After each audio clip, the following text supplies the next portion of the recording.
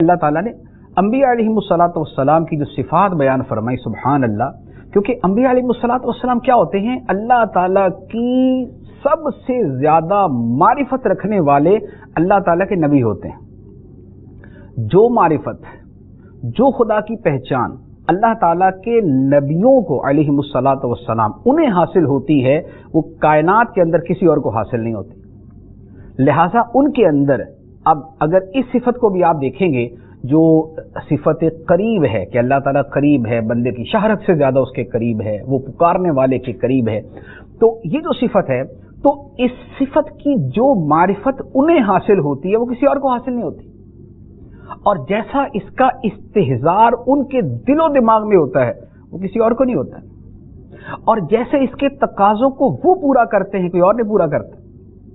اسی لیے آپ کو انبیاء علیہ السلام کے واقعات انفرادی ملے یا ان کی اجتماعی طور پہ، مجموعی طور پہ اللہ تعالیٰ نے کوئی شان بیان فرمائی ہو، اس کے اندر آپ کو یہ بات بہت خوبصورت انداز کے اندر ملے گی۔ ایک آیت مبارکہ قرآن پاک میں ہے، اللہ تبارک و تعالیٰ ارشاد فرماتا ہے، انبیاء علیہ السلام کے بارے میں یہ گفتگو ہے، فرمایا انہم کانوا یسارعون فی الخیرات، بے شک یہ سارے نبی نیکیوں کے کاموں میں بہت جلدی کرنے والے تھے، نیکی کے کام بڑھ بڑھ کے کرتے تھے، جلدی کرتے تھے، نیکی کے کاموں میں سستی اور غفلت ان کا شکار نہیں ہوتے تھے۔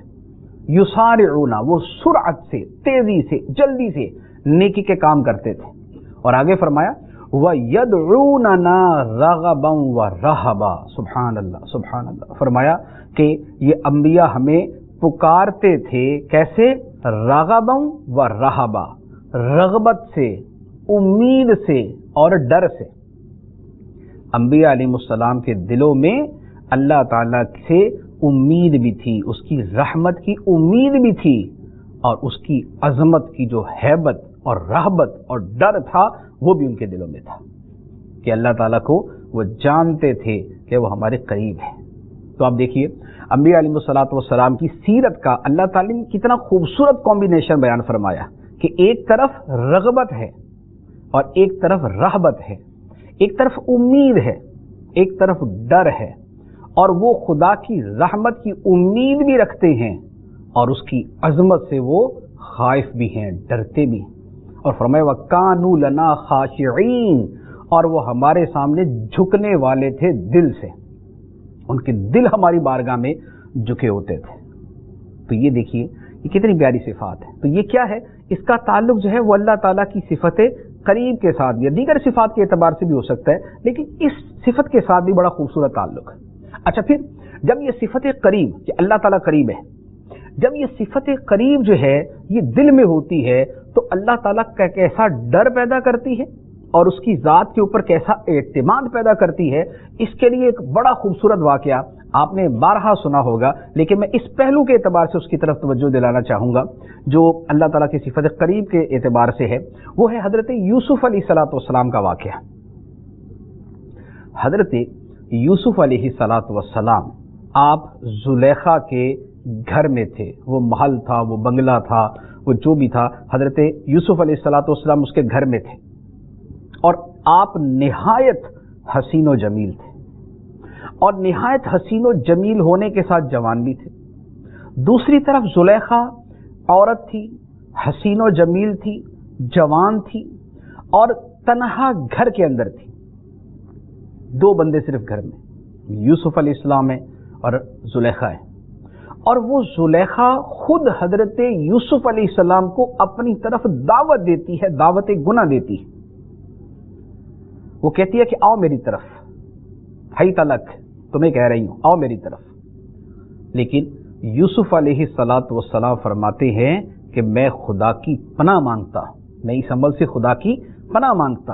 اور یوسف علیہ السلام اس برے عمل سے بچنے کے لیے دوڑتے ہیں دروازے کی طرف، دروازہ بند ہے، لیکن خدا پر اعتماد کرتے ہوئے بچنے کے لیے جب وہ دوڑتے ہیں تو اللہ تعالیٰ دروازے کھول دیتا ہے۔ یوسف علیہ السلام گھر سے باہر تشریف لے جاتے ہیں، دروازے کے اوپر پھر اس کا زلیخا کا شوہر ملتا ہے، عزیز مصر ملتا ہے، پھر آگے کا سارا واقعہ ہے۔ لیکن جس حصے کی طرف یہاں پر توجہ دلانا مقصود ہے وہ کیا ہے کہ بھائی تنہا گھر ہے، ایک جوان عورت ہے، خود دعوت گناہ دے رہی ہے، بنی سنوری سجی حسین جمیل خوبصورت جوان تنہا بند گھر مرد کوئی نہیں پہرے دار کوئی نہیں اور دیکھنے والا کوئی نہیں اور گواہی دینے والا کوئی نہیں اور روکنے والا کوئی نہیں. اس پورے ماحول کے اندر اس پورے سینیریو کے اندر حضرت یوسف علیہ السلام کو کس شے نے گناہ بلکہ گناہ کے خیال سے بھی بچا لیا. گناہ بلکہ گناہ کے خیال سے بھی بچا لیا کہ آپ کا دل ایک لمحے کے لیے مائل بھی نہ ہوا کہ تھوڑا سا دیکھتے نہیں. خیال بھی نہیں کیا. کیا تھا یہ اللہ تعالی کی صفت علیم تھی، شہید تھی، خبیر تھی، قریب تھی. جو اللہ تعالیٰ پر ایمان تھا نا کہ وہ جاننے والا ہے، وہ خبر رکھنے والا ہے، وہ دیکھنے والا ہے، وہ گواہ ہے، وہ قریب ہے. تو جب ایمان اس اعلیٰ درجے کا ہو تو پھر اس طرح کے جو ہیجان انگیز ماحول اور گناہ کی طرف دعوت دینے والا ماحول ہو وہاں پر بھی بندہ گناہ سے بچ جاتا ہے. تو یہ ہے حضرت یوسف علیہ السلام کا جو اس صفت کے اندر جو اللہ تعالیٰ پر ایمان اور اس کی صفات پر جو ایمان ہے جو اس کے اثرات نظر آتے ہیں. تو یہ وہ چیز ہے جو میں نے عرض کی ہے کہ صفت قریب وہ ہے کہ جو خدا کی طرف لے جاتی بھی ہے امید سے اور طمع سے اور رحمت کی لالچ سے اور اس کے ساتھ اس سے ڈراتی بھی ہے.